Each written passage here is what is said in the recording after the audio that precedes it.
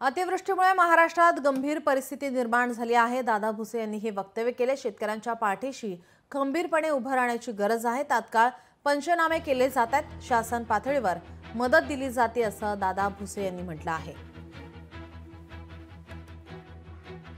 लोकशाही मराठीच्या विशेष कार्यक्रमामध्ये दादा भुसे यांनी हे वक्तव्य केलेलं आहे।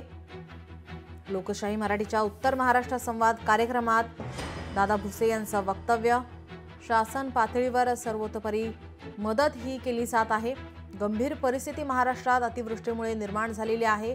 शेतकऱ्यांच्या पाठीशी खंबीरपणे उभं राहण्याची गरज आहे। तात्काळ पंचनामे केले जात आहेत। शासन पातळीवर मदत दिली जाते असंही यावेळी दादा भुसे यांनी सांगितलं आहे। अतिशय गंभीर परिस्थिती अतिवृष्टीमुळे महाराष्ट्रामध्ये निर्माण झालेली आहे। त्यातल्या त्यात मराठवाडा या भागामध्ये कदाचित गेल्या 75 वर्षात झालेला नाही एवढ्या मोठ्या प्रमाणात पाऊस अतिवृष्टी त्या ठिकाणी झाली।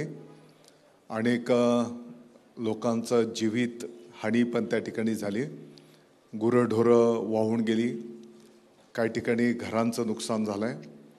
त्याच्यासोबतच मोठ्या प्रमाणात शेतकरी बांधवांचंही नुकसान त्या ठिकाणी झालेलं आहे। मला वाटतं की आपली सर्वांची जबाबदारी आहे की अशा प्राप्त परिस्थितीमध्ये ज्यांचं नुकसान झालेलं आहे त्यांच्या पाठीमागे आपण सर्वांनी खंबीरपणे उभं राहणं। या संदर्भामध्ये शासन पातळीवरनं यापूर्वीच्या